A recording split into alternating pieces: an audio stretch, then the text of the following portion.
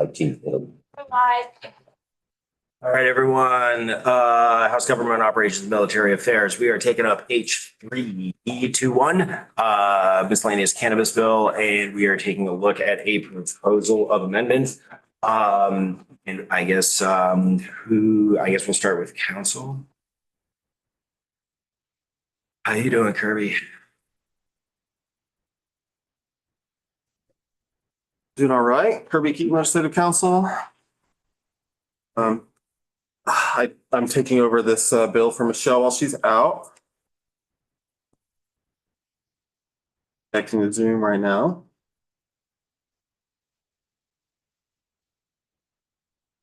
You like to take a look at the amendment directly, or would you rather look at the Senate proposal of amendment where I can just show you what the Byrong amendment would? I think that would be better. Calling it, I don't know. Yeah, that's fine. Yeah. Yes, for expedience. So I'm sorry, what was the answer? Yes, on the Byrong amendment. Yep. Show the floor amendment? Okay. Wait, aren't we looking at the Senate amendment? Well, the Senate proposal amendment as it applies to the, yes. Say that, I'm sorry, Robin. I'll pull up the Byrong amendments, just like Correct. It's not much there. So I'll pull up the Senate. Yeah.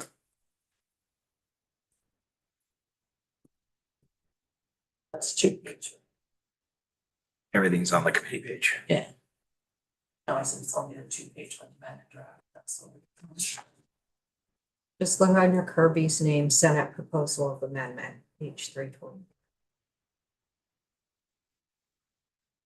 It's 25 pages. That's correct. Although after the Byrong amendment, the final will be shorter because it's removing some sections. Yeah. Okay, so I'll walk through the Senate proposal amendment and let you know how things have changed since it's left the House and what the amendment further change. Sections 1, 2, and 3 are from the House and they've not been changed. Section 2B was added by Senate Economic Development.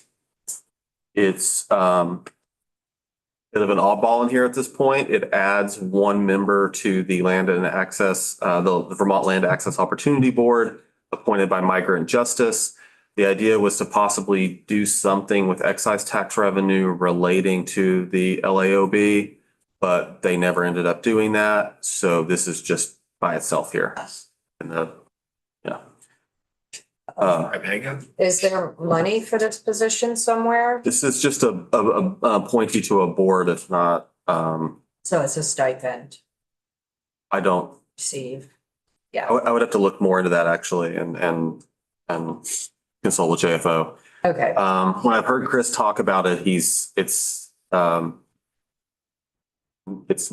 no like number in the fiscal note as far as I know of. okay, it's fine, thank you. As Legislative Counsel, I'm definitely not going to say de minimis though, because that's not my decision. Okay, so section 3 is the same as the House. Section 4 would be one of the sections removed by the Byrong amendment. That amendment generally removes all of the sections relating to the new trim and harvest license and setting that up. So it would just have that not happen. Although in section 12, there are a few pieces that aren't related to trim and harvest that would also be removed. And we'll get to that later. So section 4 would be removed. It's rulemaking relating to a potential new trim and harvest license. Sections 5, 6, and 7 are the same as the House version. Section 8 is another one of the sections relating to the trim and harvest, and it would be removed by the Byrong amendment.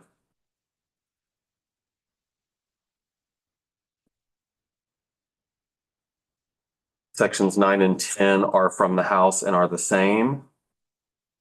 Brings us to 11, which is another section relating to trim and harvest, and it would be removed by the Byrong amendment. And then in section 12, the Byrong amendment would also remove this. So those would be the 4 sections that the floor amendment would remove. And I just want to note for you that in addition to the parts about the trim and harvest license, such as the $500 fee there, That section does also have the creation of the 2-year option for the employee ID cards, the 2-year option for product registrations, and the elimination of the intent to apply fee.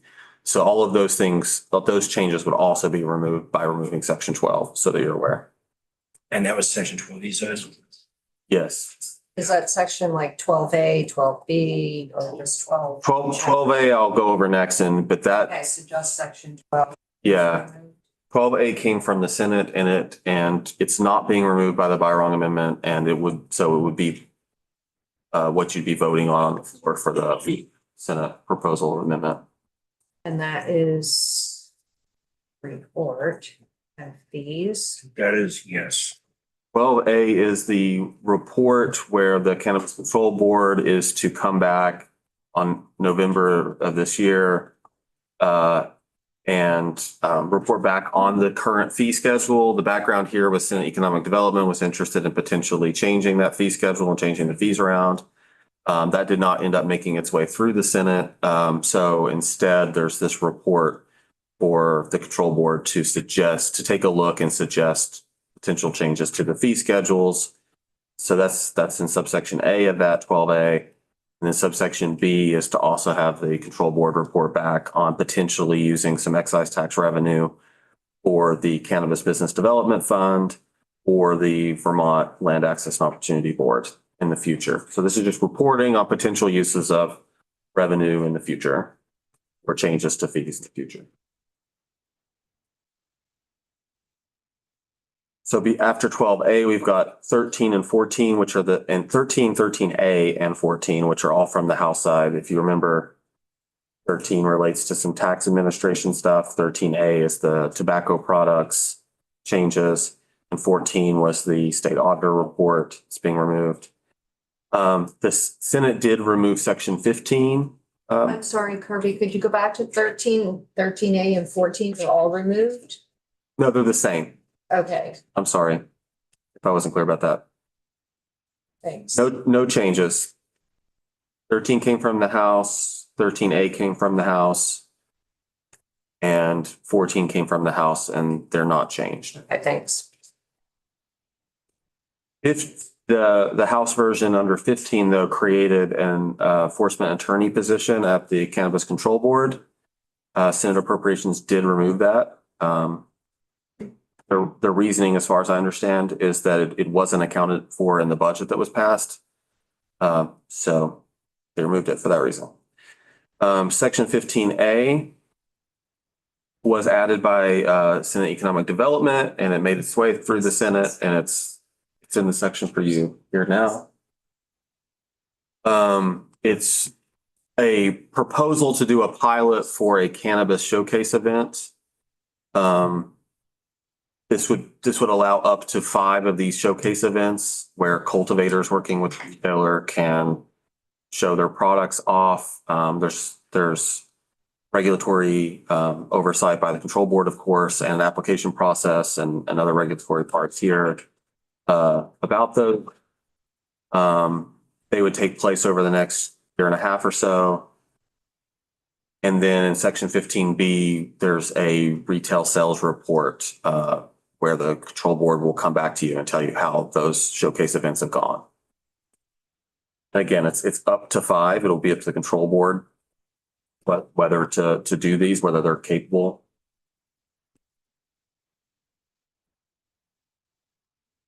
And that's it.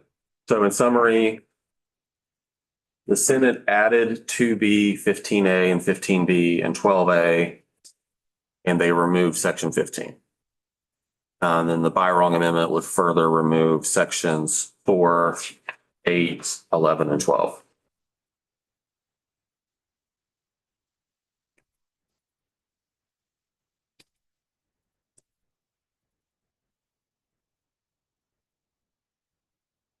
Any questions for Kirby right now? Take a moment with Pepper as well. Nope. Thank you, sir.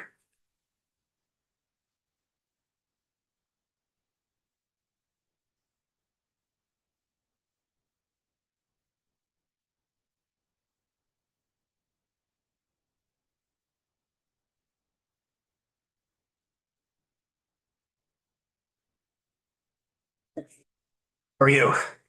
Fine, thanks. How are you? All right, today's the day. Yep.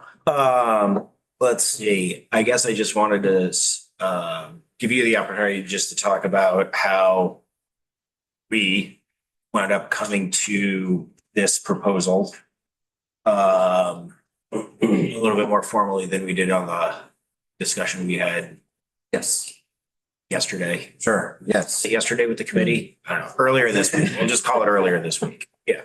For the record, James Pepper, Chair of the CCB.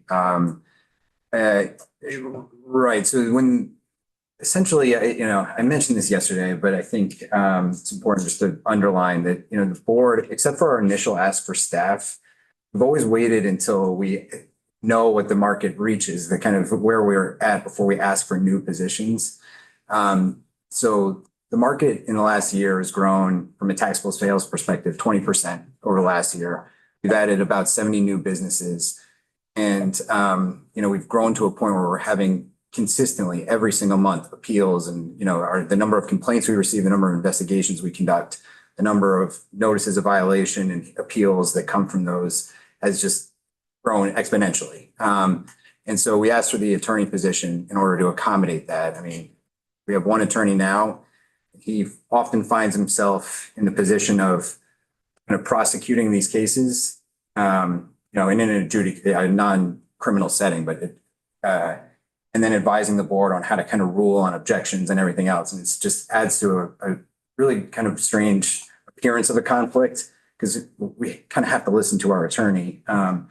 And so it was a pretty important position just to kind of keep our heads above water. And so when the Senate took that position out, I spoke with chairs, Senator Clarkson, who's the chair of economic development, and Chair Byron about stripping out parts of this bill that add more work for the board this year. Because we really just should not exacerbate that problem by adding more to the board's plate until, we can kind of get to a better spot on staffing. I really appreciate the work that you guys did on the underlying bill. I think that, I mentioned this is kind of a good housekeeping bill. The trim and harvest team really, they've started to sprout up organically. And it would be preferential for us to kind of regulate those businesses because they are entering people's secure locations. They know a lot about the kind of inner workings of these farms. They're plant touching entities. They have they can spread pathogens from place to place. So having regulation over them is important, but it's just not something that we can handle at this stage. So most of what you're seeing in the Byron amendment, for lack of a better term, is removing the trim and harvest team. Caught up in that is also removing the kind of 2-year product registration and employee ID. Those are our testimony is that we can do that, but it is not something we can snap our fingers and do. I mean, we're not the FDA. This is really about figuring out what are the expiration dates and how often should we be testing products. Potency kind of decrease, the emulsions kind of separate so that, we have to kind of know all these things and kind of do the work in order to figure that out before we can just say this product can sit on a shelf for 2 years. So there's a lot of work that's going to go into that. And I think it's best for us to do some of that work at the board level, bring in industry experts, bring in the Department of Health, bring in kind of other food safety experts and do the work and then come back with a proposal next year to achieve that. Certainly, we have this kind of new fee report, product registration. I think you heard consistently from the industry that you should also cut that fee in half. It should be a 2-year, product registration at the same fee. So we can examine that and kind of talk about the fiscal impact of doing that. It also, changing the employee ID to a 2-year, it's fine. In the long run, it reduces our burden for the people that do, our kind of paperwork. But it is going to require some upfront IT expenditures and we're not under contract for. So again, it's one of these things where it's not going to be just because you pass the bill, it's not going to happen immediately. So for me, just kind of trying to scale back what this bill contemplated when it left the House, I think is an important step. You might say, well, what about the farmers markets? you know, that was very important to the Senate Economic Development Committee. They heard quite a bit of testimony on it. This was their kind of, you know, the lieutenant governor has been a strong advocate for these. As the bill is written, we're under no obligation to hold even a single one. You know, it's kind of up to the board to determine whether or not we have the capacity to do a farmer's market. You know, we can't do more than 5, but we don't have to do any.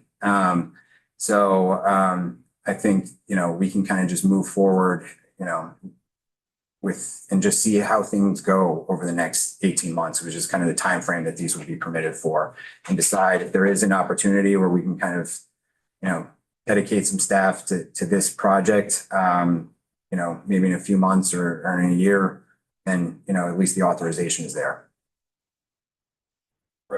Thank you. So thanks for that explanation that you're not obligated to hold these events. However, my understanding is that the industry has asked for these events, and this is kind of a really new thing across the country, right? So I would think that there are going to be multiple applicants to want to have them. So I'm not certain, I don't feel confident that the CCB would decline having at least one event. Do you feel that there would be a reason to do that when there's so much interest in this? So the point of these events from the lieutenant governor and the Senate and the growers is there is theoretical risk to moving a sale of cannabis, a regulated sale of cannabis, outside the kind of 4 walls of a retail establishment. All of our laws, regulations were designed with that kind of format in mind, you know, where we put security cameras, where we do ID checking, you know, all the rest of it. And what the growers have said consistently, including in this testimony, is that their business model is not sustainable in the long run.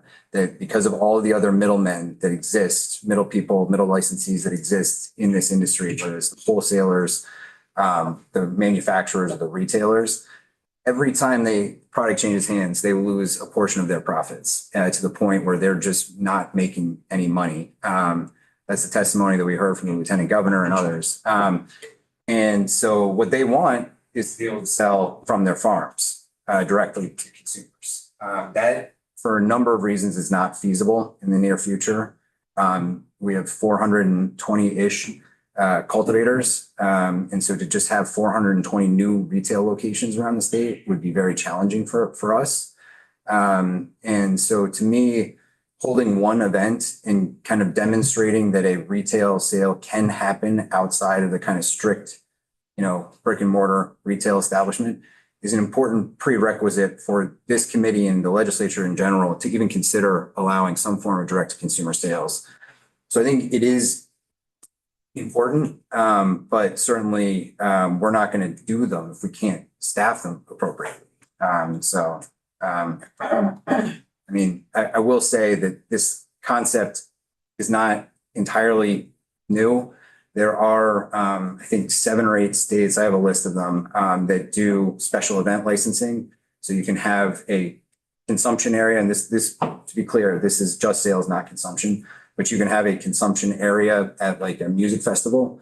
And New York, this proposal, which is just the farmers market, is modeled after New York, which has held a number of these successfully over the past 2 years. Okay, thank you. So I guess I will say that if you have the staffing, I feel pretty confident that you'll be holding one of these events if this legislation passes. And so I just, I'm not a fan of direct to consumer sales. So if this remains in the bill, I will unfortunately not be able to support that, which is unfortunate because as it passed the House, I did support the H321. So I would ask to consider including it in the Byron amendment, but that, of course, is the will of the committee. Heard. Thank you. I mean, I guess to that, respectfully, I've always been on the other side of that thought process where I had actually drafted language to start a process such as this that was never included in last by any of these versions of this bill. So I personally feel that leaving this provision in and providing the CCB the ability to make the judgment call based on their staffing to start executing these as a pilot has merit. So, but of course, open that up for the committee to discuss. I think that's fair. Yep. So thoughts, I mean, that's a jump off for you folks. Chime in on, you know, this pilot program. Grab coffee. Yeah, I don't have a problem with the pilot program because it isn't open for consumption. And if it helps the industry, which it's a legal industry here in Vermont, the pilot program and allowing the direct sales, like a farmer's market version of it, as long as there was no consumption, but we would need to have, you know, Cannabis Control Board would need to have people to either staff it or make sure it was, you know, the rules were followed.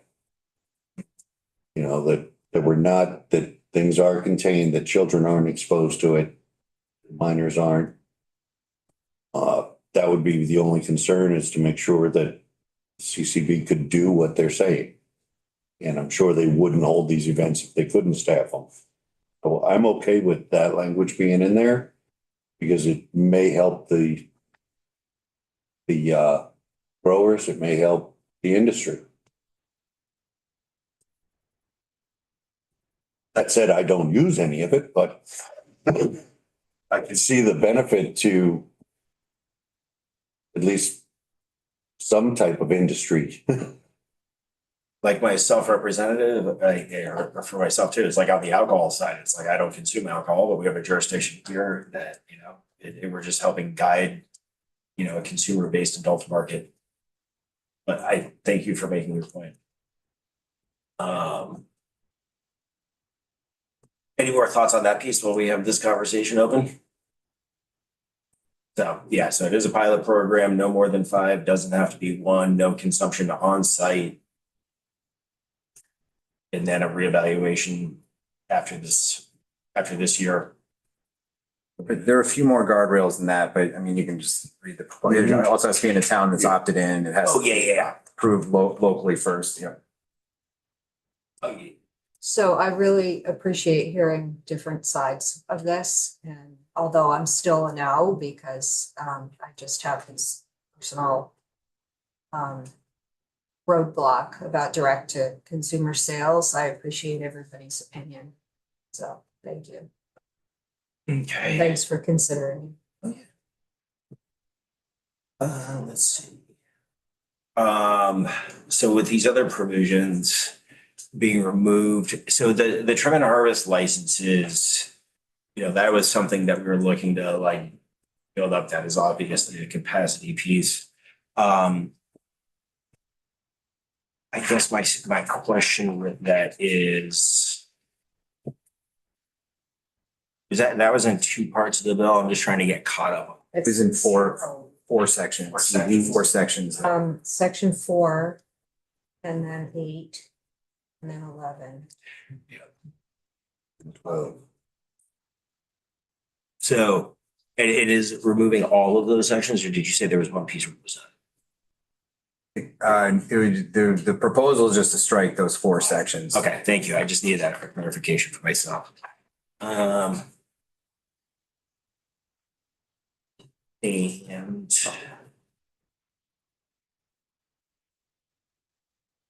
I guess I'll just open it up for questions for Chair Pepper generally right now from the committee if you want to ask.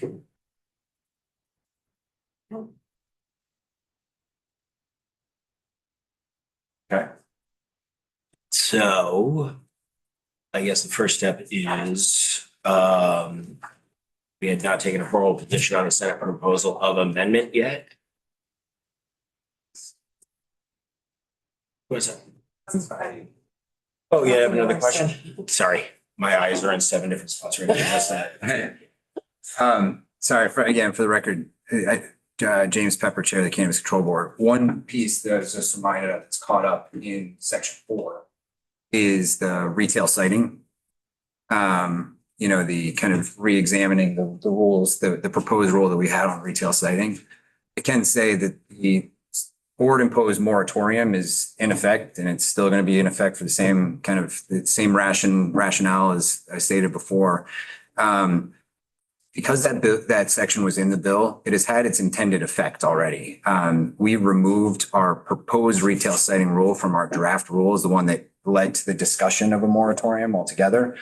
And we've now submitted those to LCAR. So that section is not we're not going to bring that portion of the rule back in and lift the moratorium for any reason.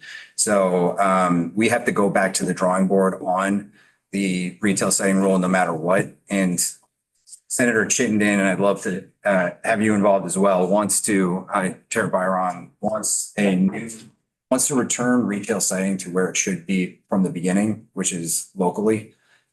He didn't have a chance, just given the timing and the calendar, to propose that amendment. But he wants local governments to be able to take a much deeper role in deciding the question about where retail establishments should be located within the municipality. And I fully support that. I mean, the board as a statewide agency has a very tough time deciding for towns where retail establishments should go. Some towns may want them on the outskirts. Some towns may want them away from childcare centers or schools or wherever else. So it's hard for us to set a statewide policy when it's a very kind of personal decision of a town. And so that's, he's noted that he wants to do that for next year. Our retail moratorium will be in place until that bill passes next year. And so I think that's a much better way to deal with retail siting anyway. And it's a government operations issue, and he didn't want to send the bill over to government operations. So we kind of told him, well, the retail moratorium is in place. It's not going anywhere, just let's take this up. Okay. So they just feel like the applied function out in the real world is essentially the same. Exactly. And hopefully next year, that section that you added about considering local input, hopefully it'll be just entirely local input for retail. All right. Thank you for that. I'm sorry to distract. No. That was valuable. Okay. We are on at the floor, and I want to be conscious of the clock. So we'll take a position on the bill first and the amendment second. So straw poll, yes, Rep. Pango. Just want to be clear for everybody that when you say we're taking a position on the bill, it's The what Senate. the Senate sent us. It's the Senate proposal of amendment. Correct. And then we're going to vote on your amendment, which removes several sections. Yes, that is exactly the order of operations. Thank you. So straw poll finding favorable the Senate proposal amendment on H 321, thumbs favorable. 1, 2, 3, 4, 5, 6, 7, 8. Beautiful. Get a phone call. All right. Unfavorable. Just in time, Mr. Morgan, we are doing favorable, unfavorable on the Senate proposal amendment of cannabis. Let me know. Okay, 2 and 1. All right, now on the IRONG amendment to H 321, thumbs up, favorable. Okay, cool. That is a 10-0-1. All right, Autumn, take us off. Lunchtime.